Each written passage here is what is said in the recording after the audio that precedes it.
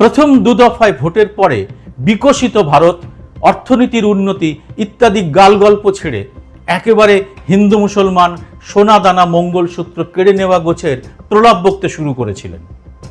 আর তৃতীয় দফার ভোটের পরে প্রকাশ্যে নিজের পায়ে কুড়াল মেরে বসলেন আমাদের প্রধানমন্ত্রী।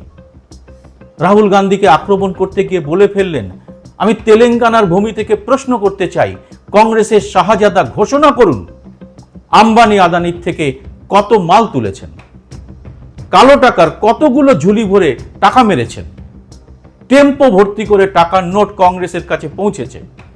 কি সওদা হয়েছে যে আপনি আদানি আম্বানিদের রাতারাতি গালি দেওয়া বন্ধ করে দিলেন? এটুকু শুনে আপনার চোখ কপালে উঠছে। এটা মোদি বলেছেন।